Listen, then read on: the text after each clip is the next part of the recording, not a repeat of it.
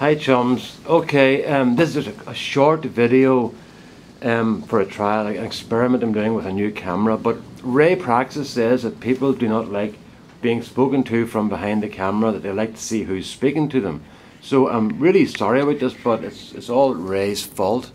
So I don't normally do things from this side of the screen, but here I am. And somebody's going to ask me, what does it say on your hat? And it says in the hat, if I can get in, Clonakilty Black Pudding. Clonakilty is a little village in the south of Ireland, in South Cork, and they do the best black pudding in the world, not just Ireland, the whole world. And the most famous recipe is Harrington's. So that's what it says, Clonakilty Black Pudding. So go back to more serious stuff here. I've got a new computer and it's not accepting files, old video files. I've tried 9 times to upload a video I made last week and it's not working. So I'll do a quick wee race round here now. Let you see what's happening. So you can see that the leeks are all working grand there. The cabbages are just spectacular. They're really good. You can see that they're starting to get little hearts here on these ones.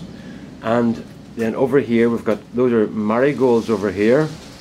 I'm also trying to put another one of Ray's tips into practice of not doing this with the camera, you know, which I'm very guilty of. So I'm trying to move more slowly. I'm also trying to talk more slowly because where we live here in Ireland, we talk very fast. Now, we're not as fast as some places like Cork, but they tell us we're too fast. So I'm trying to slow my speech down a bit as well. Look at this, there's a nice heart in that one. And now there's not a lot to it, but that boy is going to be destined for the pot this evening to try him out. These don't normally get a chance to heart up. They're usually eaten as spring greens, but when I ate the first ones they were a bit tough. They were nice but tough. So I'm going to try them now that they've got hearts on them and maybe a bit more tender. Over here we've got all sorts of brassicas, kale and cabbages over here. They need thinned out. You can hear hailstones above me. That's the sort of weather we're having today. And then over here we've got more marigolds. I use a lot of marigolds here. Some beetroot from my friend Kieran. We've got peppers in those pots there. The peppers are doing very well. And those are cayenne peppers there.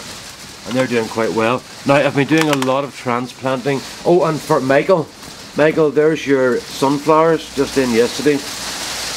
At the back here, those are Eric's Brandywine tomatoes. I just transplanted those yesterday. Those are golden Romas, and those are Brandywines. Those were started around January time in the house. In the front here, we've got a tomato called Tumbler, and that's the one I'm going to put into baskets. And the theory is it will tumble out of the baskets and do wonderful things. So over here, along this line here, all this here is tomatoes that I planted, I have transplanted. But if you can see down here, those ones there are all over to the side because I put in the stem along here. So the stem is only about an inch about half an inch under. And I'm putting them in that way to see if, as seedlings, they develop roots faster. And those are all exactly the same size. And the ones that were put in sideways do seem to be slightly bigger than the ones that were put in traditionally, just straight up and down. So it seems to be working on all of them. There's another tray there. And those are put in sideways here, these boys. And you can see that those are doing pretty well. And there's their compatriots over there, which don't seem to be doing just as well. Now, there's only a couple of days in that, so we can't tell a lot so far. I've got some onions here that are starting to come on. Those are little spares, just in case of any failures outside. And I've got lots and lots of tomatoes, but I will give most of these away. That's Japanese Oriental mustard greens, and I haven't tried them yet, but they're a cut and come again type affair. And I've got lettuces here. These are just lettuces. Those are my courgettes, and the courgettes are doing pretty well. I'm actually a bit concerned because they're going to be too big for in here soon. And the problem with squashes I've found is that when you transplant squashes, they tend to go sort of get knocked back a wee bit. So I try not to do more than 1 or 2 transplants. Well, one from seed to that, and then from there into the ground. I don't want to pot those on again. I want them to go straight into the ground. But it's kind of cold. So, as I say, that's where we are at the moment. And I'm going to have to start clearing out all this junk here and over here. Oh, sorry, Ray, mad camera moment there. I have to clear out all this junk, and I have to clear out all this junk over here, because I'm going to start needing some space for tomatoes and stuff up here. What I'm going to do here is, this year, because I've got a wall here, I'm going to build a platform to put the tomatoes on, and as they grow, I'll lower them down the wall so to keep height.